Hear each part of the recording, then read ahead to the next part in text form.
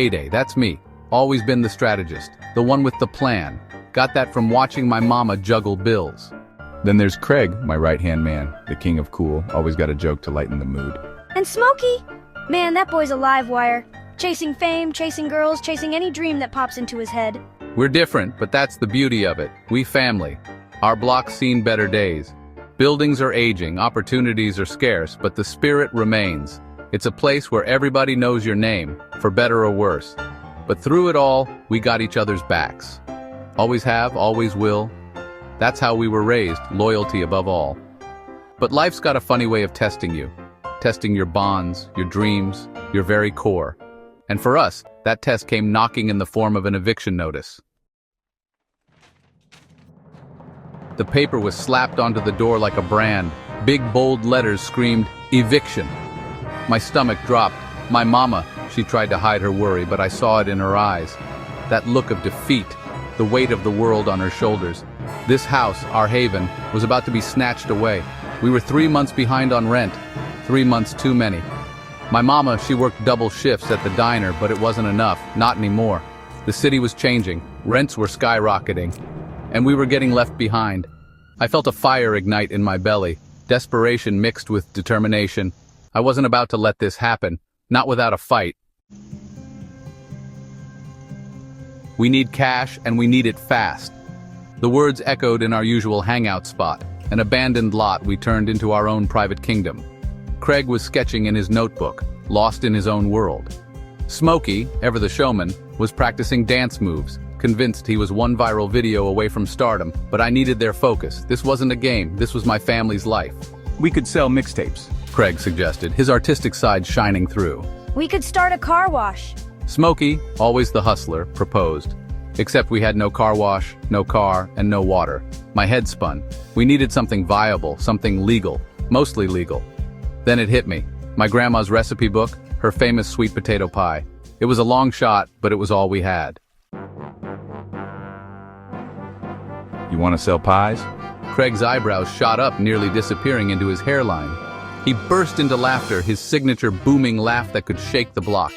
Man, that's your grand plan? We're gonna be the Patti LaBelle of the projects? Even in the face of crisis, Craig found a way to bring the humor. It was his defense mechanism, a way to deflect the harsh realities of our world. But I knew him. Beneath that comedic armor was a heart of gold. He might complain, he might joke, but when it came down to it, Craig would always be there. He was loyal to the core. And deep down, he knew how important this was to me, to all of us. So he grabbed his apron, the one he used for his art projects, and with a mischievous glint in his eye said, "All right, DaeDae, let's bake us some success." Section 5, Smokey's Antics, fame-hungry and trouble-prone. Yo, I saw this as my chance to shine, man. I could see it now. Me as the face of our pie empire, rapping jingles and charming customers. His energy was infectious, even if his ideas were often out there. Remember that time I plastered the neighborhood with flyers? Had my face photoshopped onto a bodybuilder holding a giant pie. Classic, right? His antics often led to more chaos than profit. Oh, and that dance battle? Promised a customer a free pie if they could beat me. Ended up with a sprained ankle and a very angry grandma. Oops. But even when his schemes backfired, Smokey's heart was in the right place. He just wanted to make it big, to prove himself to the world. Yeah, I just wanted to make it, you know? Prove myself to everyone, but mostly to me. And deep down, I think he wanted to prove something to himself too. Section 6. The Hood's heart-side hustles and helping hands. Word spread fast about our pie hustle. The streets talk, especially when there's food involved. Here, take my folding table for your stand. It's been collecting dust anyway. Big Tony, the owner of the corner store, let us use his electricity for our ancient oven. Well, maybe I'll try a slice. Just one. Even Mr. Washington, the grumpy landlord who slapped the eviction notice on our door, stopped by for a slice, his stern face softening with each bite. The Hood may have been rough around the edges, but it was our home. And in times of need, we looked out for each other. It was a beautiful thing to witness. This sense of community, this shared history that bound us together. Strangers became customers, customers became friends, and slowly, but surely, the money started coming in. Section 7. Laughter through tears, camaraderie in crisis. We worked tirelessly, fueled by hope and Grandma's secret recipe. Our days were filled with laughter, arguments, and the sweet aroma of baking pies. We learned to anticipate each other's moves, to play off each other's strengths. Hey, did you hear the one about the pie that went to school? It made the honor roll. Craig's jokes kept our spirits high. Come on, y'all, we got this. Let's keep it moving. Smokey's energy kept us motivated, and my strategic mind kept us focused on the goal, saving our home. There were moments of doubt, times when we felt like giving up, times when the weight of the world felt too heavy to bear. But then we'd catch each other's eye, a silent language passing between us, a reminder that we weren't in this alone. We had each other, and that's all that mattered. Section 8. Against the odds, a glimmer of hope. Days turned into weeks. Our pie stand became a neighborhood staple.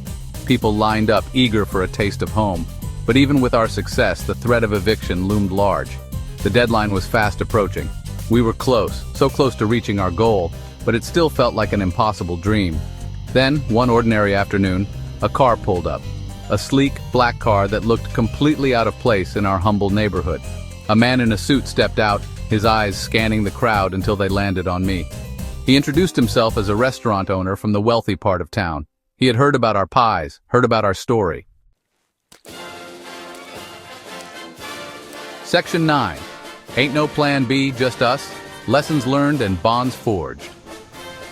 The restaurant owner's offer was simple, yet life-changing. He wanted to feature our pies in his restaurant, a chance to share our grandma's legacy with the world. Are you serious? This is like a dream come true. Man, we did it. We really did it. We were speechless, overwhelmed with a mix of joy, disbelief, and relief. We had done it. Against all odds, we had saved our home. And it wasn't just about the money. It was about the journey, the hustle, the heart, the unwavering belief in ourselves and each other. We learned that life ain't always about having a plan B. Sometimes, it's about pouring your heart and soul into plan A. It's about the power of friendship, the importance of community, and the unwavering belief that even in the toughest of times, even when you feel lost and alone, there's always hope, there's always each other. And sometimes that's all you need.